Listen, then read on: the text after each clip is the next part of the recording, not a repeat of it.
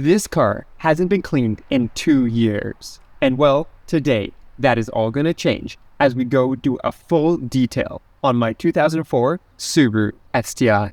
As you can probably tell, 2 years has left a lot of dirt and grime on this car. Thankfully, it's been stored in that garage most of the time. But because the garage is always open and there's always work going on other cars in there, it is pretty dirty. This car did have a full wax, polish, and seal back a couple years ago. So hopefully today we will be able to bring that former shine back to it. You might have noticed I have a rooftop tent on my STI, and well, it's actually the old rooftop tent off of the Forester. I'm just waiting for someone to pick it up right now, but it won't become a permanent fixture on here. But today, we're just gonna have to clean around it. So how exactly are we going to tackle this? Well, first and foremost, we gotta get the dust off of this car, and we're gonna do that with 2 different methods. As you can see, we do have a pressure washer. We're gonna be using what is called a foam can, and it's gonna allow us to put a thick layer of foam so that hopefully most of the dust will come right off. Unfortunately, that's not always how it works. So we'll also be deploying what's called the 2-bucket method, where we'll be making sure that we try to prevent the scratches on the paint as much as possible. I have a whole video on talking about what's the proper way to clean your car if you want to check it out, linked above. Anyways, after that, then we'll be going ahead and tackling the interior. Thankfully, because it's been shut this whole time, it actually isn't bad. But we're still going to hit it with a vacuum and a little bit of quick detailing to make sure that the interior is just as nice as we were left it. With that said, let's go ahead and first tackle getting some foam on here. And well, it's not hard to see why this car needs a wash. The thick layer of dust is definitely going to scratch the paint if we're not careful. But that being said, hopefully with our foam cannon loaded up, we should be able to go ahead, put a nice thick layer of foam on here, rinse it off, and then hit it again with the foam. That will then allow us to use our wash mitt and kind of take that more stubborn dirt off before we give it one final rinse and head into the interior.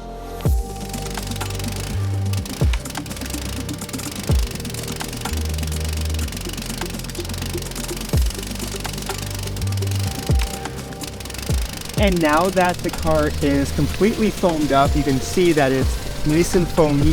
What we're going to do is we're going to go ahead and hit it with the pressure washer and just spray it off. That's going to hopefully lift most of the dirt up. So then when we go with the wash mitt, we're not going to have too much scratching, but we're going to put another layer of foam on it when the time comes. So let's go ahead, wash this off.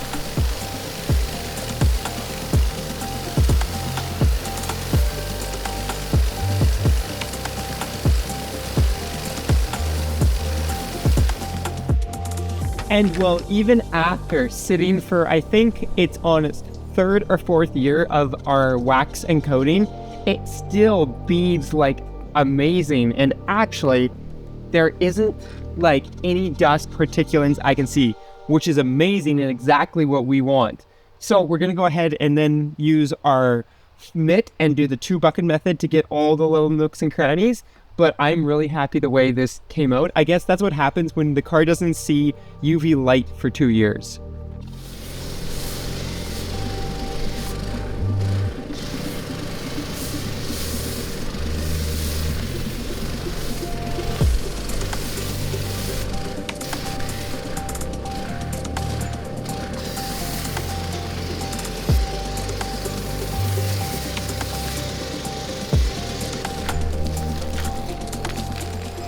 And well, there we go. We have all of the car wiped down with our 2-bucket method. So I am noticing, especially on the hood here and on the sides, I'm getting a little bit of noise.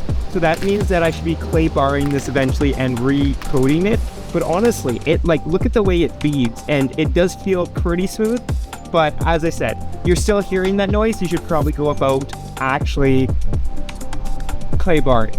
That said, now we can go ahead, take the pressure washer, wash this all off, and go about drying it.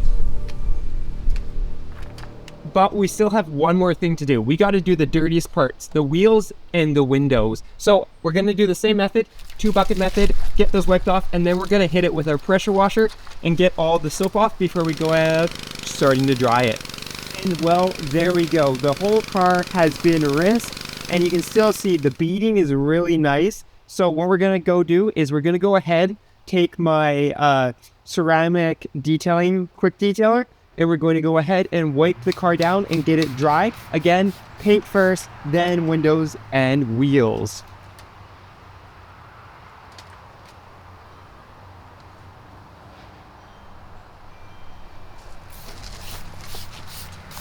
And well, with the wheels and the windows done, we are pretty much done. But I know some of you are going to be saying, why are the tire letters actually a different color? Well, it turns out that I put sealant on these tires a while ago. I actually have a whole video kind of going through that process. Unfortunately, because these tire and tire letters do have some age to them, they're unfortunately a lot darker than I would have liked, and I've hit it with every cleaner possible, and unfortunately they just don't come clean. That said, we're almost done this set of tires, so I'm not going to try anymore. If you guys have any recommendations to clean rubber, let me know down below and I'll give it a try. But yeah, as I said, unfortunately I've tried everything and these are just the way it looks, even though the whole car is looking pretty good. And with the exterior looking just as good as it was when it was put in the garage, we can go ahead and tackle the interior. Although, like I said, it's been sitting for the last 2 years, and well, it isn't really bad. So we're just going to be hitting it with some quick detailer, my little brush to get in all the nooks and crannies, and of course a vacuum to vacuum the seats, and then we're pretty much done.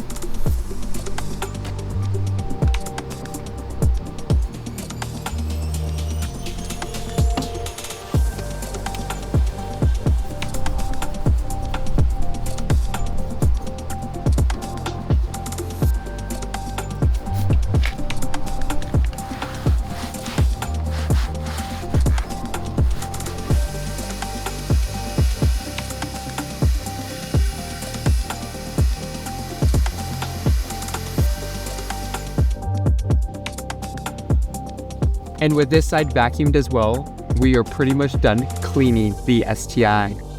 One funny thing is this car takes so little time, especially in the interior, when compared to the Forester. The Forester, it gets so much tree branches and mud and everything in it from all of our ventures, where this car sees autocross days and car meets, and those aren't very dirty. We'll get a little bit of dust here and there, which was really easy to wipe off, and a little bit of stuff from our feet as we enter and exit, but other than that, it wasn't bad to clean at all. It's really cleaner than it was before we left it here. I gotta say that when this car is clean, it looks really good.